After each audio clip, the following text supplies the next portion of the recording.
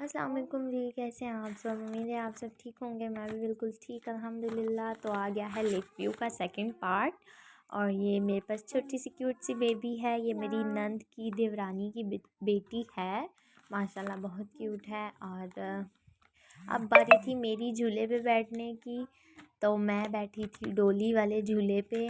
और इससे इतना खूबसूरत व्यू आ रहा था ऊपर से, और मैं इतनी खुश हो रही थी इस झूले पे बैठकर, इतनी ज़्यादा।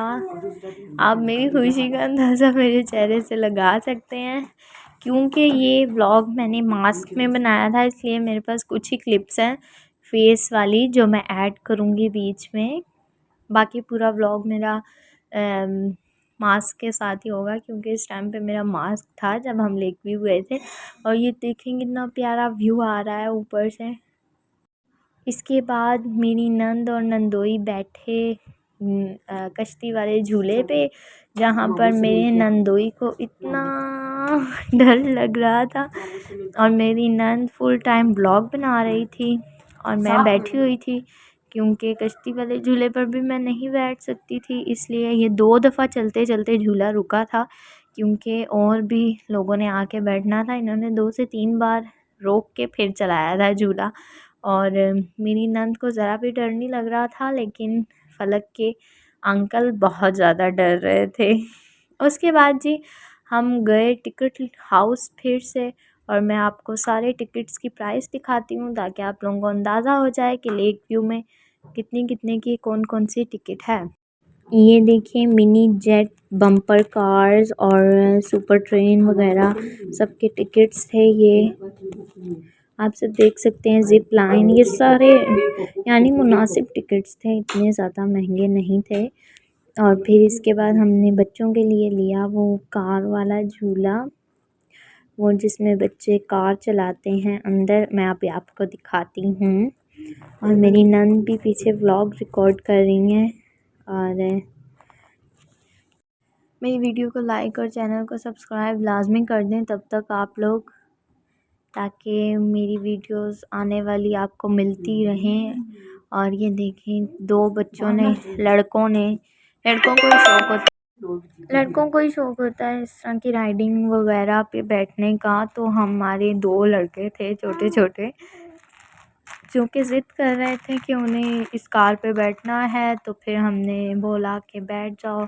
ये लास्ट झूला था हमारा जो हम ले रहे थे, और इसके बाद हमने घर जाना था। और हम लेक व्यू की लेक वाली साइड पर नहीं गए, क्योंकि हमारे पास बच्चे थे, और जिन्होंने झूले लेने थे हमने भी थोड़े से ले लिए उनके बहाने। और यहाँ बहुत अच्छी इंटरटेनिंग की चीज़ें हैं, यकीन जाने बहुत अच्छे अच्छे झूले हैं। आप सब आएँ लाजमी यहाँ पर लेक व्यू में। और फिर हम जा रहे थे इसके बाद हॉरर हाउस में। यहाँ पर हम बड़ों ने सिर्फ बैठना था, बच्चों को अलाउ नहीं था। ये देखें हॉरर हाउस। और ये अंदर से थोड़ा थोड़ा डरावनी था, मुझे डर लग रहा था और किसी को भी नहीं लगा डर। और वो रही मेरी नंद पीछे, ये मेरी नंद का बेटा इतना शर्मीला है। और उसके बाद हमारी वो डोली सी आगे चली गई थी। अंधेरे की वजह से ज़्यादा क्लियर कुछ दिखेगा नहीं, लेकिन जो दिखेगा वो डरा रहा था मुझे। क्योंकि गाइस अंधेरा बहुत ज़्यादा था, और यहाँ इतना डर लग रहा था मुझे, क्योंकि मेरे साथ छोटा सा बच्चा था, वो मेरी नंद का क्यूट सा बेटा, वो मुझसे भी ज़्यादा डरा था। उसकी वजह से मैं भी डर रही थी। और यहाँ इन्होंने कुछ भूत टाइप रखे हुए थे, जो उठ उठ के, ये देखें गाइस। तो वाह, मुझे बहुत डर लग रहा था, मेरी नंद को ज़रा भी डर नहीं लगा, और मुझे बहुत डर लगा था सच में। और ये अच्छा हॉरर हाउस था, यानी कि सबसे बेहतर था। लेकिन जो अयूब पार्क में है हॉरर हाउस, वो बहुत ही अच्छा है, वो इससे भी ज़्यादा ज़बरदस्त है। आप सब लाजमी जाएं, ट्राई करें, यहाँ जाएं। और ये देखें गाइस, तो वाह, मुझे तो बहुत डर लग रहा था। और इसके बाद हम जाने वाले थे बाहर, और हम निकल गए थे बाहर। ये देखें गाइस, जो बाहर लोग खड़े होते हैं वो आपका रिएक्शन ज़्यादा देखना चाहते हैं कि इनका रिएक्शन क्या है। और मुझे तो बहुत डर लगा था, लेकिन खैर मेरी नंद को ज़रा भी डर नहीं लगा। और और ये देखिए मेरी नंद कंटिन्यूसली व्लॉग बना रही हैं। ये इनकी छोटी सी बेटी है और मुझे बहुत डर लगा था। उसके बाद जी हम जा रहे थे वापस और फलक बहुत तंग करती है। ये चलती नहीं है बिल्कुल भी, इसको चलना आता है लेकिन नहीं चलती। I don't know why. इससे को सारे बोलते हैं कि इसको नीचे उतारा लेकिन ये नहीं चलती। उसके बाद जी हमने बाय बाय कर दिया मौज मेला को और हम जा रहे थे फिर घर। और यहाँ पर एक छोटा सा बच्चा भी गाड़ी में राइडिंग कर रहा था रिमोट कंट्रोल कार में, वो बहुत क्यूट था। बस ये इतना ही घूमा और हमारी हालतें बैंड हो चुकी थी, बहुत थक चुके थे हम। और हमने कहा बस अब घर चलते हैं। और मेरी नंद लोगों ने जाना भी दूर था, सराय आलमगीर, तो फिर शाम होने वाली थी इसलिए अंधेरा हो जाता तो फिर मसला हो जाता। और यहाँ पर मौज मेला को हमने बाय बाय किया और फिर हम चले गए गाड़ी की तरफ। घर जाना था मुझे, रास्ते में उतार के इन लोगों ने सराय जाना था। और आप सब मेरी वीडियो को लाइक प्लीज़ कर दें और चैनल को सब्सक्राइब भी कर दें। आप लोगों का कुछ भी नहीं जाता, आप लोगों का एक सब्सक्राइब किसी की मेहनत का फल होता है। Thank you so much guys. और ये हम गाड़ी में बैठ चुके थे और हमारी गाड़ी चल चुकी थी और हम जा रहे थे अब घर। और मैं बहुत ज़्यादा थक गई थी और मैंने घर जाके बहुत काम करने थे। अभी मेरा घर भी टोटल गंदा पड़ा हुआ था और मुझे खाना भी बनाना था रात के लिए। तो फिर और ये मेरी क्यूट सी बेटी लेस खा रही थी। ये बहुत तंग किया है इसने मुझे पार्क में, और ये कहीं भी बैठ जाए तो बहुत तंग करती है। और ये इसकी फूफो ने इसकी वीडियो बनाई थी और इसकी फूफो ने इसको गिफ्ट्स भी दिए थे। और ये मैं स्टॉप पे उतर गई थी और ये देखें, ये रहा इतना बड़ा लंडा बाज़ार, ज़िया मस्जिद का लंडा बाज़ार, जो कि अब इतना इतना इतना फैल चुका है कि मैं आपको बता नहीं सकती।